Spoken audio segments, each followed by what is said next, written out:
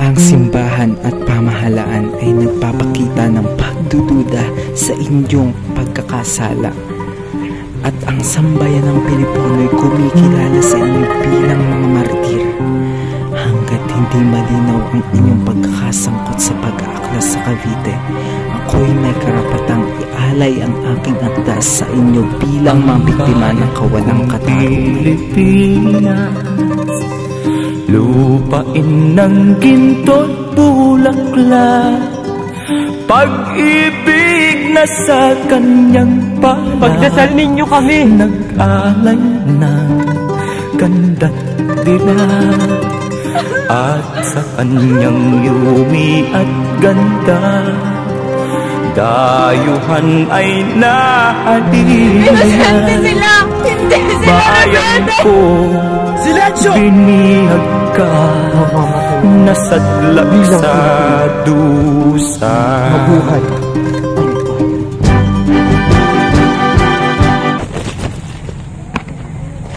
Nakikita nyo yan? Sa loob ng polo ay serbisyo. Obligado kayong magtrabaho 15 araw nang walang bayad. Patawad po, ngunit may sakit ang asawa ko. Sa ngalan ng Gobernador General na si Skirte, nagtungo kami dito para kolektahin ng inyong mga buwis. Hindi namin ibibigay ang buwis namin dahil kami ang nagpakahirap dito. Hindi nyo kami pagbuhay-ari kaya wala kayong karapatan upang diktahan kami. Magdahan-dahan ka sa pananalita mo. Kayo'y nasa pamumuno ni Gobernador Izquierdo at isa lamang kayong mga hamak na Indio. Kung ayaw nyo masaktan, sumunod na lang kayo. Kailan kaya tayo pakakalaya sa pananakop ng mga Kastila? Tila hindi na yata tayo makakalaya sa ganitong pamamalakan ni Izquierdo. Paulit-ulit na lang tayong pinagtatrabaho ng walang bayad. Kinukuhaan pa tayo ng buwis. Hindi dapat ganito ang trato sa atin. Nasa sarili natin tayong bansa. Tila bakit wala tayong kalayaan? Ngunit tila ba hindi na tayo makakalaya? Shh! Tumahimik kayo. Baka marinig kayo ng sundalong Espanyol at maparatangan pa tayo. Bili na po kayo. Hoy! Ang iingay nyo! Ang babagal nyo gumalaw. Gawin nyo na ang ginagawa nyo dyan. Hindi nyo kami pinabayaran para maging tauhan lamang. Para sa sarili nyo kapakanan, bigyan nyo naman kami ng kalayaan. Gawin nyo na lang ang gusto at nais ng Gobernador Izquierdo. Hanggat nasa ilalim kayo, wala kayong karapatang magreklamo. Karapatan? Kailan ba kami nagkaroon ng karapatan? Kahit nasa sarili namin kaming bansa, inaalilan nyo pa rin kami. General, napagsabihan mo na ba sila para sa karagkado na pa? Opo, Gobernador. Naipadala ko ng ating mga tauhan sa iba't ibang kampo upang mas lalong mapalakas ang ating bansa. Well,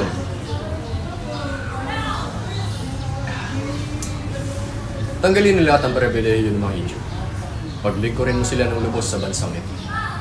Singilin mo sila ng buwis at fala. Siguraduhin malaki ang populasyon ng mga tauhang magsisilbi sa polo y serbisyo. Magpadala ka ng mga tauhan upang magtrabaho sa konstruksyon ng barkong galyon. Magpadala ka ng mga tauhan upang manilbihan sa produksyon ng tobacco. Magpadala ka ng mas marami pang tauhan para sa pagkakaugnay ng sistemang bandala sa bansa. Ang iyong mga tauhan ay hindi sapat, General. Mas maraming Pilipino ang ipadala para manilbihan sa polo y serbisyo. Ito ay mahalaga para sa ikauunlad ng ekonomiya ng bansa. ¿Entiendes? Entiendo, Gobernador. Bueno, yo puedes ir. Andyan ka na pala, Padre Burgos. Maaari na nating pag-usapan ang pamumuno sa isang misa. Sapagkat sa bawat parokyang hawak ng mga Frailing Kastila, isang Pilipino ang binabaliwala. Kami tinatapon sa malalayong parokya. At kung kami bigyan ng misa ay sa mga liblib at malalayong lugar lamang, para bang kami hindi pa rin ng Diyos? Ito ay usapin ng pagkakapantay-pantay. Kung patuloy na mamuno ang mga Kastilang pari, hanggang kailan tayo kikilalan sa sarili nating bayan? Ang layunin natin ay isang malinaw na secularisasyon. Ang pagbibigay ng karapatan sa mga Pilipinong pari na manguna sa misa, sa pamumuno at sa serbisyo. At kung mangamba man ng mga praile sa pagkawala ng kanilang kapangyarihan, ay dapat ba tayong manahimik? Hindi. Hindi dapat tayo manahimik. Kung tayo tatahimik, sino na lang ang boboses sa mga paring Pilipino? At kung hindi natin ito igigit ngayon, hanggang kailan tayo magtitiis sa anino? Magandang malaman nila na gusto rin nating mamuno sa misa. Kaya dapat nating sabihin sa kanila. Nabalitaan niyo na ba? Ang kilusang sinasagawa ng tatlong pari? Oo, narinig ko nga ang mga bali-balita. Magandang umaga. Ako po'y naririto dahil nais naming mamuno sa misa. Ayon sa batas ng simbahan, kaming mga sekular ay may karapatang mamuno sa parokyang ito. Ang simbahan ay nasa pamumuno ng mga orden. Hindi namin kailangan ng mga Indyong pari dito. Kung ganon, kailangan ng simbahan ng malaking pagbabago. Hindi na tama ito. Pati ang misa'y kanila nang kinukuha. Mas lumalakas ang loob nila dahil sa mga Zamora at Burgos na yan. Pinaglalaroan lang nila tayo. Bakit ba hinahayaan natin ang ating kapwa Pilipino magdusa sa kanilang paniniil? May magagawa pa ba tayo? O ano na? Hanggang dito na lang ba? Tatanggapin na lang ba natin ang pang-aapak nila? Hindi. Lalaban tayo. Como estas, Sarento? Napadalaw kayo. Kami nagpaplano ng pag-aalsa, General. Naisa na namin ang inyong tulong. Anong tulong ang kailangan ninyo? Naisa na namin ang mga kagamitan, General. At ang inyong suporta. Magpatawag kayo ng pagpupulong para sa inyong mga tauhan. Muchas gracias, General. Hindi lang tayo ang pagod. Pati pamilya natin, ginutom na. Hanggang kailan pa ba tayo magtitiis? Mga kasama, ito na ang panahon. Hindi na tayo uupo sa likod ng kanyon habang nilalait at inaabuso. Sargento, sigurado ka bang handa na tayo? Ang mga Kastila ay may dahas at batas. Samantalang tayo ay itak at pag-asa lamang. Mas matalim ang puso ng isang alipin na nagnanais maging malaya. Hindi ko hinihingi ang inyong buhay. Hinihiling ko lang ang inyong paninindigan. Inobes, ikaw ang may pinakamalapit na pwesto sa plaza. Ikaw ang makakarinig ng unang putok. Kapag narinig mo na, pudyat na yon para simulan ang pagsalakad. Nauunawaan ko, Sarento. Bawat pintig ng puso ko ay para sa kalayaan. Huwag kang mag-alala. Hindi ako uurong. Kapag nagtagumpay tayo, hindi na Indyo ang itatawag nila sa atin, kundi mga Pilipino. Para sa bayan! Para sa bayan! O General Genobes, napadalaw ka. General, may nais akong sabihin sa iyo. Ang mga Pilipinong kilusan ay nagnanais na mag-alsa upang mahangad ang kanilang kalayaan. Kung ganun, hindi sila magtatagumpay sa kanilang binabalak. Ihanda niyo ang inyong mga sarili para sa darating na rin. Gracias. De nada, General.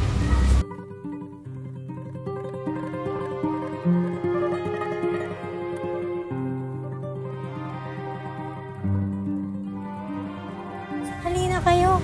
Sisindihan ang paputok. Hindi na ako makapag-intay. Minsan lamang to sa isang taon. Ang ganda ng kalangitan. Tila isang magandang karanasan na naman ito. Ang ganda ng mga paputok. Tila ang buong bayan ay nagdiriwang. Iyan ang pasasalamat natin sa Santo Patron.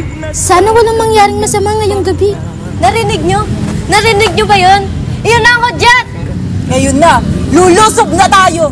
Sa inang bayan para sa kalayaan! Wow! Taksil ka, General! Hindi namin hahayaan ang hinahangad ninyong kalayaan!